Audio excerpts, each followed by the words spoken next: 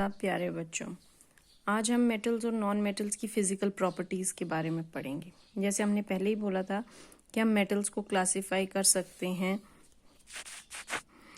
On the basis of their physical and chemical properties. फिर हम उस हिसाब से देखते हैं कौन सा एलिमेंट जो है वो मेटल्स की कैटेगरी में आता है और कौन सा एलिमेंट जो है वो नॉन मेटल्स की कैटेगरी में आता है। बहुत सारे ये जो एलिमेंट्स हैं उनमें से जैसे आयरन है, कॉपर है, एल्युमिनियम है, ये मोस्टली मेटल्स की कैटेगरी में आते हैं। और ऑक्सीजन, सल्फर, कार्बन ये नॉन मेटल्स की कैटेगरी में आते हैं। अब किन किन बेसिस पे हम इनको डिफरेंशिएट करते हैं वो हम पढ़ेंगे। सबसे पहले जो प्रॉपर्टी हम पढ़ेंगे दैट इज मैलेबिलिटी।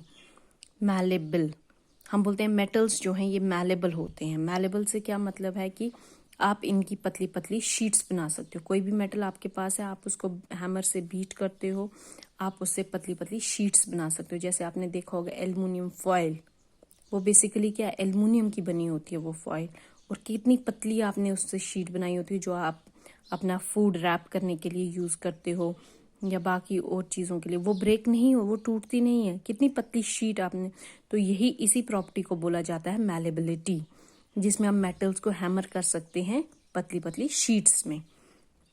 ये जो प्रॉपर्टी है ये सिर्फ मेटल्स ही दिखाते हैं, नॉन मेटल्स जो हैं वो ये प्रॉपर्टी नहीं दिखाते। तो जो सब्सटेंस मैलेबिलिटी की प्रॉपर्टी नहीं दिखाता है वो नॉन मेटल की कैटेगरी में आता है, क्योंकि नॉन मेटल्स जो होते हैं ये ब्रिटल हो जाते हैं, ब्रिटल होते हैं। ब्रिटल का क्या मतलब है? ब्रिटल का मतलब है कि ये ईजिली टूट जाते हैं। जब भी आप इनको हैमर से बीट करते हो एकदम से ये टूट जाते हैं। नेक्स्ट जो प्रॉपर्टी हम देखेंगे दैट इज डक्टिलिटी। डक्टाइल का क्या मतलब है? डक्टाइल का मतलब होता है कि जो मेटल्स हैं हम इनको बना सकते हैं, इनसे पतली पतली वायर्स, थिन वायर्स हम बना सकते हैं। जैसे आपने देखा होगा घरों में आपके पास एल्युमिनियम की वायर्स होती हैं, कॉपर की वायर्स होती हैं, या इलेक्ट्रिक फिटिंग में जो आप वायर्स यूज करते हैं उसके अंदर कितनी कितनी कॉपर या एल्युमिनियम की वायर्स होती हैं उसके अंदर। तो ये किससे बनती हैं? ये मेटल सब्सटेंस की बनी होती हैं, क्योंकि मेटल्स जो हैं उन्हीं को हम सिर्फ ड्रॉ कर सकते हैं into thin wires. Non metals जो हैं ये नॉन डक्टाइल होते हैं, ये प्रॉपर्टी नॉन मेटल्स नहीं दिखाते हैं, सिर्फ मेटल्स ही ड्रॉ कर सकते हैं हम इनटू वायर्स, और इस प्रॉपर्टी को बोला जाता है डक्टिलिटी। तीसरी जो प्रॉपर्टी है, फिजिकल प्रॉपर्टी जो डिफ्रेंशिएट करती है मेटल्स और नॉन मेटल्स को, वो ये है कि मेटल्स जो हैं ये good conductors of heat and electricity हैं। उससे क्या मतलब है? उससे ये मतलब है कि ये अपने थ्रू इजीली हीट और इलेक्ट्रिसिटी को पास होने देते हैं।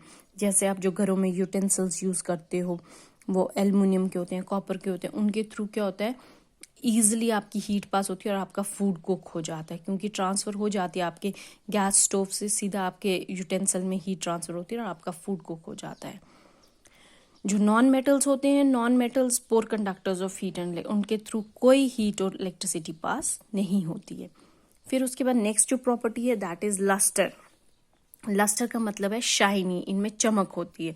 जो मेटल्स होते हैं वो लस्ट्रस होते हैं, वो शाइनी अपीयरेंस, दिखने में वो शाइनी दिखते हैं।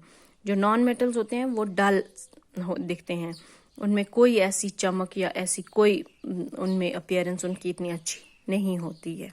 तो इससे भी हम डिफ्रेंशिएट कर सकते हैं कि कोई सब्सटेंस मेटल है या नो।